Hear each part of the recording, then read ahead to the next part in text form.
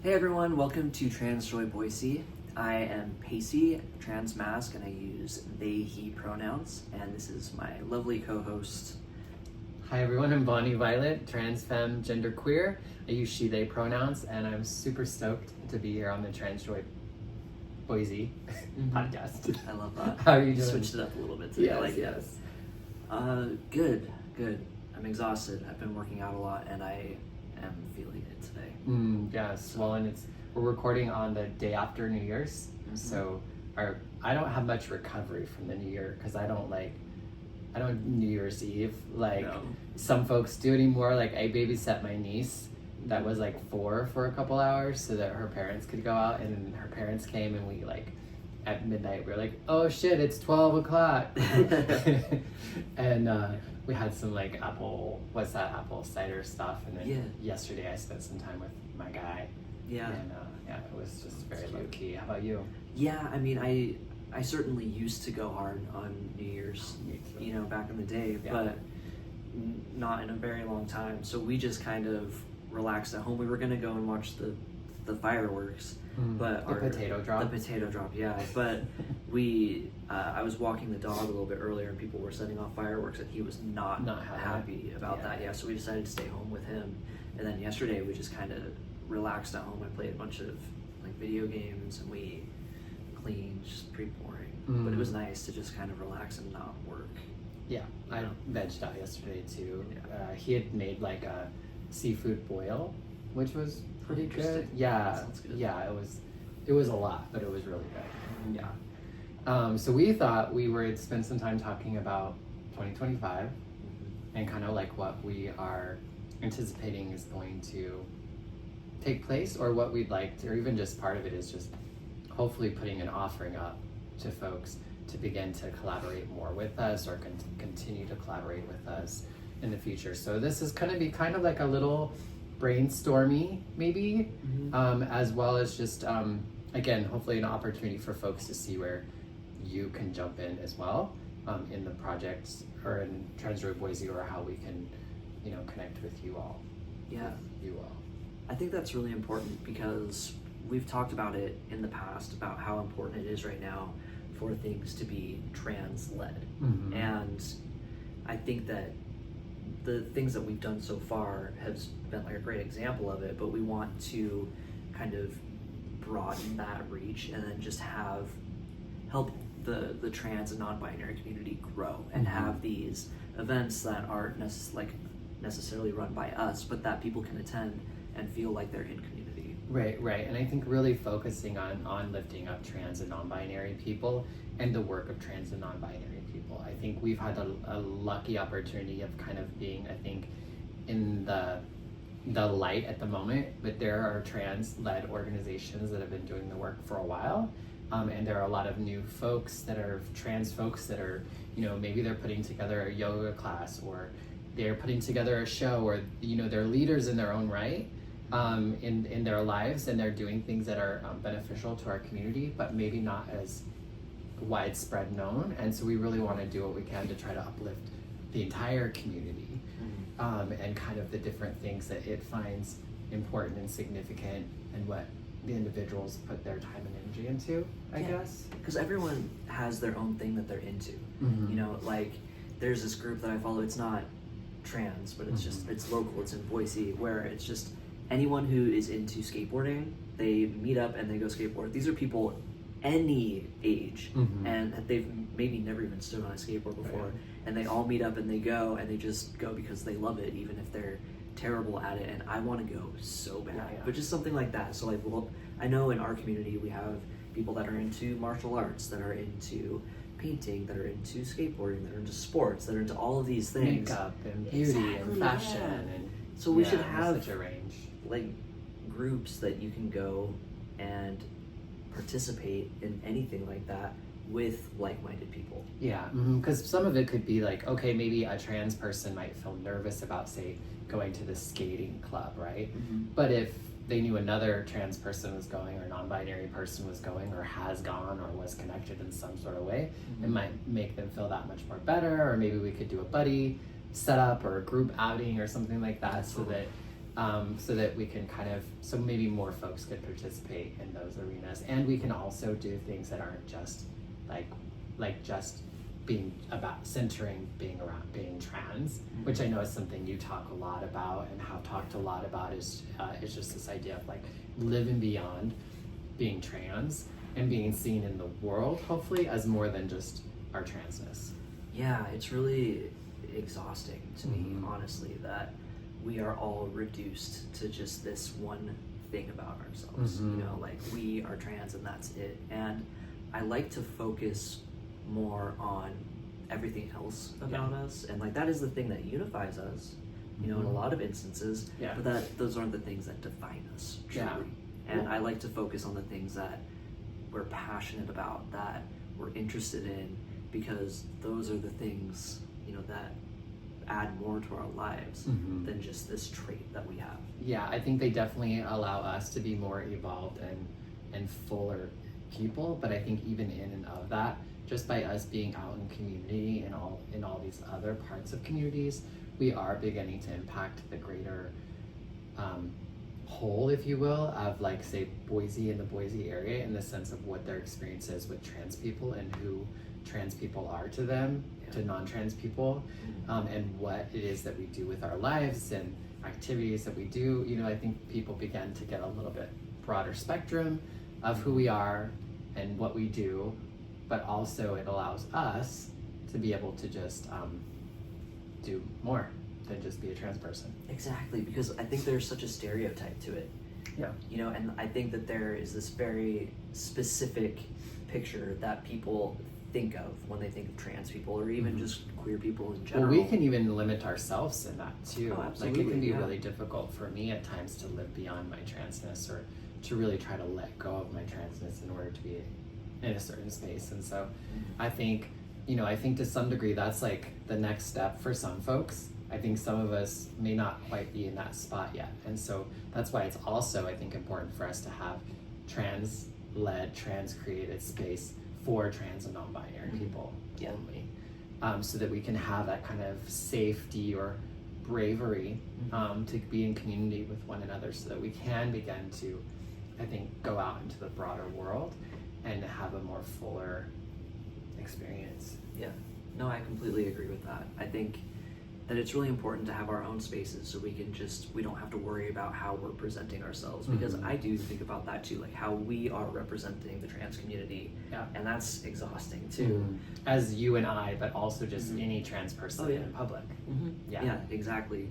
So, but I also think that it's important to be able to do the things that have nothing to do with being trans, you know? I agree. Because I think that being part of your identity, especially right now in the political climate we find ourselves in, it's exhausting to always be that, you know? So I think I'm really excited to see what we come up with and what other people come up with. Are there any projects that come to your mind that for 2025 that you're excited about or thinking about? So far, probably the comedy show that you were telling me about. Yeah. Tell me more about that. Yeah, so I wish I had more, and more information will come and like check it out, but my old manager of the Funny Bone Comedy Club, Brian Lee, is one of the co-owners and managers, longtime friend, managers of the Lounge at the End of the Universe. I think that's the name. I always kind of fumble it up a little bit. If it's incorrect, I will be sure to clarify that. Yeah. The Lounge at the End of the Universe, and they're doing an event in March with an all-trans comedy class, and it has something to do with like finding a place to pee, or I just want to pee, or you know, so it's kind of like the play on the bathroom issues with us as trans and non-binary folks. And so they asked us to like come and be a part of that and help get the word out, and also be like kind of a MC, if you will, I think, of the event. And so I'm really looking forward to that collaboration. And they reached out to us, you know, so that was a really cool thing that we didn't like sit around and think like, let's do a comedy show. But they were like, hey, we're gonna do this comedy show, let's reach out to the community and see if they can get involved. And I think the aspect that's really great about that is that they're looking to invest in the community, pay folks and get into things, versus just kind of like getting the community to come to them as kind of like another money grab, which if people are trying to get money from us, I mean, but you know what I mean, like there's kind of like that, I think trans and non-binariness is kind of a bit of a hot topic for folks, and there is kind of this like, I don't know, there's just this thing, we've had experiences with feeling exploited or tapped into in order to connect to our community, and you know, it just feels like this is a really ideal and appropriate way for us to collaborate with a allied organization or group. See, I love that because we've experienced it as Trans Joy Boise, but we've also experienced it just as trans people, and it's so fucking annoying when people come to you and at first their idea sounds genuine, right? But then the more you hear about it, you realize they're doing this because they want to capitalize on our status right now, because we're so politicized. Like, you can't turn on the news without seeing stuff about trans people, and I just, that feels so gross in a way that I almost can't even explain. And I don't feel like that's like the only thing that, like, I think people are genuinely, they do genuinely want to help out, and they do want to be like allies, and they want to work with us.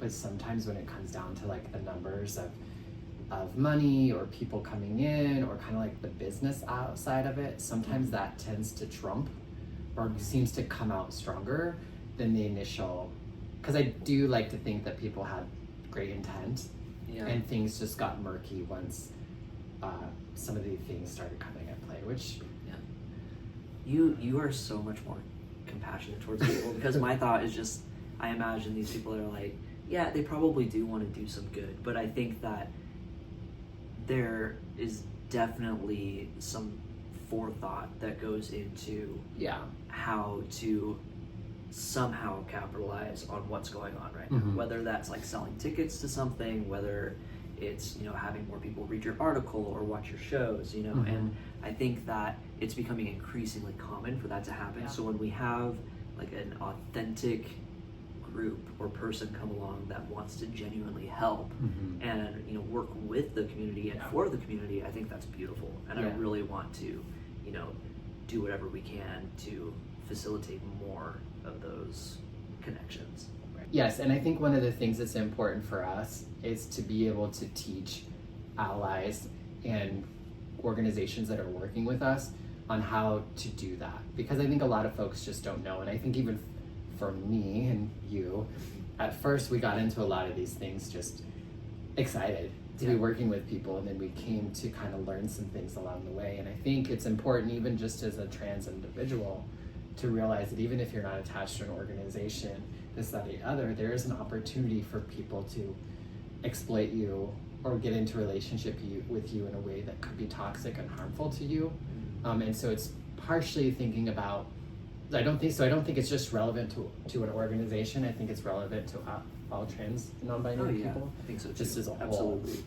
So it's really important for us to be mindful as we get into some of those, and now we know a little bit more of the questions to ask, or some of the lines that you know, the I's that need to be dotted and the T's that need to be crossed when we start to begin working in these collaborations. And that's not necessarily to paint like a negative light on anything that has happened so far, but I think it's a learning process for so many of us, and really figuring out how can we begin to move forward in a way that truly centers the trans and non-binary experience, in a way that leads to the liberation of us as a community, and that is intersectional and is beneficial and helpful to the greater like community, whether it's the greater LGBTQ community or the general, you know, population, not in exclusion to that, but just, do you know what I mean? Yeah. So I think, yes.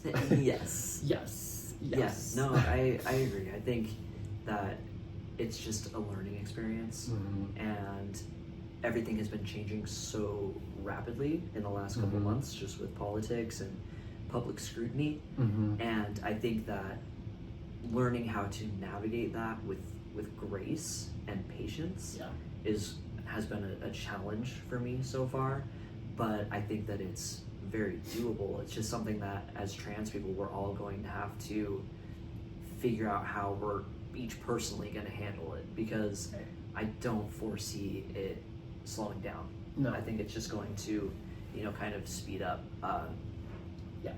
Especially after the 20th. So I agree. Yeah. And that kind of leads me into like one of the things that I'm really excited about is like our monthly, what we're calling the Trans Joy Boise Cafe, which was kind of a spin-off from like a name change kind of legal paperwork kind of party in collaboration with the Unitarian Universalist Church.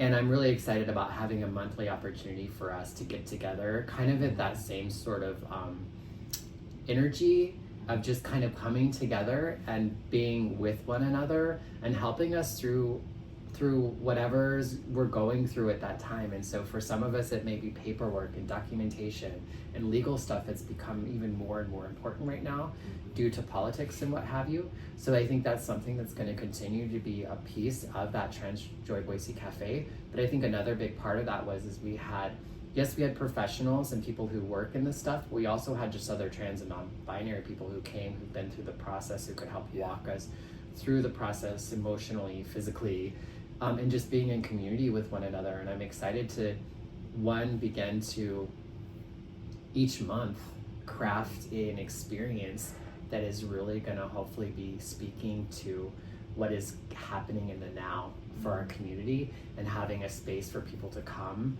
as they are, and for us to kind of be with one another in community. And what that is going to look like, I'm not entirely sure, but I do feel like it's going to be about creating space in which we can kind of hold one another in the spaces of joy, in the spaces of anger, in the spaces of grief and loss and celebration. And I'm really excited to kind of, connect with other collaborators who can really help us kind of channel that anger or channel the grief, and that might be a mental health thing, or it might be more of a social support thing, or, I think there's so many opportunities for us to kind of have this once a month, all for trans and non-binary folks, centered around really helping us have more joy-filled, and hopefully just really helping us with living in general. And I think it will be. I think that we've gotten a lot of feedback on the idea of the cafe, of having somewhere, because that's a huge thing that people don't really know about. I haven't done a lot of it myself, where you can go and find out how to get your gender marker changed, how to get your name legally changed, all of these things. I think that's going to be fantastic, and like a monthly thing where we can all get together and talk about that and kind of do current events. But that also leads into what you were mentioning with these other themes, right? Like anger, grief, because these are all emotions, heavy emotions that we're all grappling with, and in a lot of ways that are new and unfamiliar, like having to mourn the rights that you had as a person. It's a foreign concept for me anyway, and I think that learning to navigate that with other trans and non-binary people is going to be so valuable. And I think that that's one of my biggest goals for this coming year, is setting up places and communities where we can do that. Like if it's some sort of group, or like we were talking about yoga, I think that any way that we can get rid of these heavy emotions and find a way to stay mindful and centered and focused on the things that truly matter is going to be really important for us in at least the next couple years. I mean, I think really helping people try to stay in the now and not get caught into the hysterics of it all, without pretending or avoiding it, like pretending it's not a thing, or avoiding or Pollyanning it, but more of just like, or I'm like, what's the non-gendered, polypatting it? But to be able to authentically work through some of that stuff, but with the idea that we're getting on the other side of the stuff, not getting stuck in the muck and mire of the challenges of being trans, which is really easy to do. And it's a fine line. I think that's the hardest part, because there's healthy anger, which is also a healthy response to a lot of the things that we're facing right now, but then, being consumed by it. And I think that is a really narrow line to walk.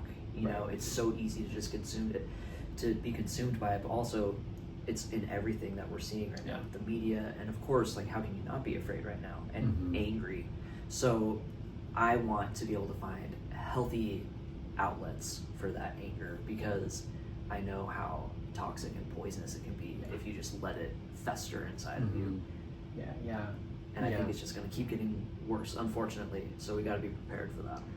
Anger is an important part of most movements, and a major part of any sort of big growth. So it's great. It's hard to go through pain on our own, and just to have other people to go through with it can be really helpful as well, for sure. I'm really excited just to get more connected with other trans and non-binary folks that are already doing things in the community and really doing what we can to kind of lift and elevate that. Frida Knights, who is a trans drag performer who everyone knows. But she does a monthly all black and brown show, drag show, and she's running it, and she's been doing it for a long time. And so, talking about the work that she's doing and the entertainers that are a part of that. We also have had people reach out to us who want to do trans and non-binary led yoga classes, and just doing what we can to kind of help continue to elevate our community if we can in any way. Like if we can, and also like to participate. I'm excited to take a yoga class by a trans person. Normally I have stayed away from that, but for me sometimes the biggest fear is just like, okay, I'm gonna go into this space. Is there gonna be any trans people? How are they gonna react to me being trans? Am I gonna be able to use the bathroom while I'm there? Like, what do I wear that's gonna feel okay? So to me, like, those kinds of environments they're already kind of like nervy for me anyway, even with like trans and non-binary folks. But to then be in this space, it's just enough of those extra layers that just keep me from not doing it. Yeah, no, you're right. I think that was one of the reasons why I wanted to do the self-defense class we did about a month and a half ago. Because I'm getting back into self-defense classes. I wanted to do MMA or something just to be prepared, but I'm thinking about the kind of people who also take those classes, and I'm like, that makes me very nervous. So I would love to see more like not even classes, but groups like that where people can get together and practice stuff like that, like self-defense, or like the yoga is a great idea. I want to feel safe when I do it. And I think that is becoming a rarity in some of these niche classes or topics. I'm really excited to kind of explore that. I feel like there's just so much still to kind of come to see. I feel like in so many ways I'm just now starting to live out loud as like a trans person in a lot of ways the last year or so, which people might debate with me about, but I feel like it's become a newer experience, and a part of that is like I do feel like I am trying to live beyond my transness. And what does that look like, and how can I do that? There are certain things I've steered away from that I'm excited to continue to kind of lead into, with the help of other trans, non-binary, and allies, through that process as well. I think that there are going to be so many opportunities for cool events. I would love to see like a trans and non-binary poetry reading, or like slam poetry or something like that. Oh my gosh, that would be so powerful. And all it would take is just somebody saying, let's do it, And I know many of us have high ideas and have things that we'd love to see be done in our community, and maybe we're not the person that can put it on. Maybe we don't even know how to do it, but that's something I hope that people could feel like they could come up to us to. And in some of that, we could help. We know what it's like to put on an event or how to get the word out, and we can do some of that stuff. But also if they needed a little bit more specific kind of connection, maybe we could connect them to somebody else in the community Right. who could really help and encourage that individual, Mm-hmm. to do that, because there are so many of our community that are already doing really great things or want to do really great things or know of things that our community would benefit from, and I think we all just need a little help, a little encouragement. I think that's really exciting. Yeah, I mean, I think that's been the biggest thing for you and I, Mm-hmm. is like that we're together now Oh, in the yeah. work that we're doing, because I think we were doing things separately and Oh, we yeah. did what we can, but you can only go so far like that. Mm-hmm. And so it's like having a buddy, even if it's just one, even though we have more Yeah. than just us. No, you're right. I think a lot of it is, for me, was also imposter syndrome. You know, I was thinking, well, who am I to Yeah. do anything like this? And I really hope that, you know, just having this conversation will inspire some people to be like, no, I want to do this, and Yeah. I am the person for it, because you You are. are. We Yeah. need you. Yeah. Yeah, the community needs you. Yeah. So I'm hoping to hear some ideas from our community to get this going, because I want to attend these things. I want to learn. I want to be challenged to grow. Right. You know, and I can't do those. I can't run those events. Yeah. Well, and the who am I think is a great question for us to ask ourselves in any form of leadership, but also like I think one of the things that's really important to, I think for me, is to realize that like we are just people among people, Mhm. and just because we're put in a certain role or we're like in a spotlight or we're like behind the scenes or whatever doesn't make what we do any more important Oh no. than the yeah. other. And so I think sometimes we can get caught up in that grandiosity or the fear of the grandiosity that really keeps us from just Absolutely. finding the best spot that we're meant to be in Mhm. and being in that, whether it's a big quote unquote big deal thing Right. Yeah. or it's more of like a, oh, I can do this kind of thing. Yeah.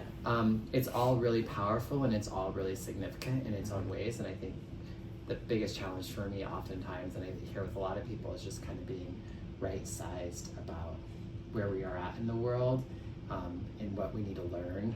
You know, that's one thing I wanted to, like, personally, I'm really excited to learn this year. Yeah.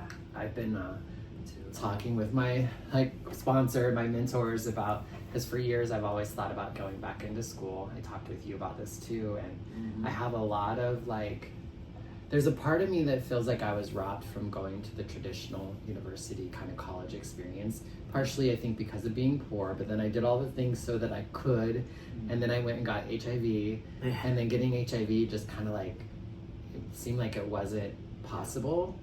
And then when I did stay alive long enough to then consider school again, then it's kind of felt like it's not a great investment nowadays. Like it's so much money, and is it worth it financially? And especially as I get older, it's like, why? Yeah. But a big insecurity of mine is that I'm not college educated. Like I don't have a degree or Yeah. this, or that. And sometimes, if I'm honest, it is a little bit of a insecurity I have. And sometimes, as much as I try to not let it be, it is. And so I've really been thinking about, one, I do want to learn more this year, but I've been also thinking about like, but how is it that I want to learn? Right. And what is the proper, best Mhm. way to do that? So that's something I'm hoping to get yeah. advice on, or Mhm. like help from people outside of me to really figure that out, because Oh, yeah. it's taken me this long to. Yeah. But that looks different for everybody. It does. Right? It So does. like, yeah. I first of all will always encourage you I to go know, to I school. know. Like anyone, if anyone is wondering if they should go to school, talk to me, because I will tell you, yes, you should do Mhm. it. But I mean, I think that you should do that, but I think that there are so many ways to learn. Like, for example, there was one person that I met that I'd actually known years ago Mhm. in a former life for both of us, and we re-met at an event at the community center. Mhm. And this person reminded me so much of my late friend Trevor, Mhm. and I had learned so much from Trevor. Yeah. I continue to learn from Trevor every day, even when he's not here. Mhm. And I've been wanting to get together with this person because I feel like I can learn so much from them, just because where they are is where I want to be, just because they're so gracious with things, they're so compassionate and spiritual, and I was just blown away just by how at ease I felt with them. Yeah. And that's the kind of learning that I want to do this year, is trying to better myself in any way that I can, because I was so stunted, because I was so mentally ill for so long. Yeah. And I had that cloud of depression hanging over me until last year. So now I really want to push myself to be a more loving and open person. Yeah. And that's really uncomfortable. But like, I'm also trying to go back to school, so we could maybe study together. There you go. Yeah. So many people around me are right now. And Yeah. like, I don't know that it's school, but I think definitely this next year is learning, and and there's so many options. Like I'm learning a lot on YouTube right now with like even just doing this, and like there's lots of ways that we can learn and bring on information. And so it's like, and I know I'm not like an unintelligent person. Right. I just have been educated and learned shit a different way Yeah, than a lot of folks. But it is a language, and it is a currency to some degree. And so I think sometimes I feel like I don't quite fit in because I don't know the language, and it's not a currency in which I navigate through. And so I've been really kind of exploring that a little bit more. I think more so than like the language or the knowledge, because I feel like you have those things already. It's the opportunity that it will provide you. Because right now you can work with people one-on-one, but if you were a licensed therapist or whatever, you'd be able to help people on a much larger scale, in a more therapeutic, you know what I mean? So, and I think that you would be fucking phenomenal at that. I there's parts of that seem exciting for me, and other parts are like, I just can't see myself doing that the rest of my life. But that's just me being dramatic. It doesn't have to be every aspect that I do. And the learning though is something that I would like. And then I also felt like I missed out on being in a community of folks that are learning something together, which is something that I felt really. I see people around me, and they seem to know what it is that they want, and they're doing it, and they're doing the work, even if they don't know how to do it.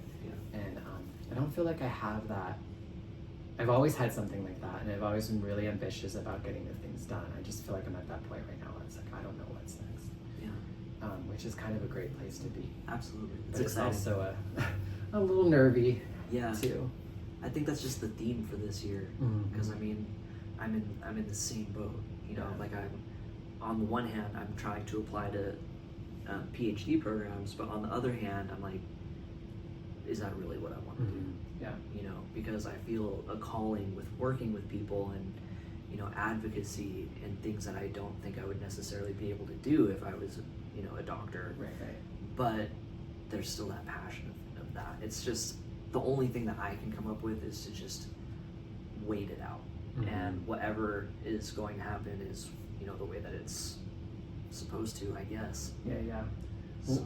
Well, and I think the other thing I'm excited about is the trans march or pride of this year. The thing that kind of like sparked this whole thing. I'm excited to begin planning that process, which in some ways I feel like probably should have already started already. And in some degree it has, but it's definitely at that point where we get to like put the pedal to the metal here real soon. We're gonna have so much more time than we did the last one. Yeah. Oh my gosh. Yes, we are. And and I'm hoping that this year was fantastic, and when I say I'm hoping for more this year, not in the sense of like doing better than, but just having, again, just more opportunity, like not in a way that's like bigger and better, but maybe more maybe people. I'm saying that.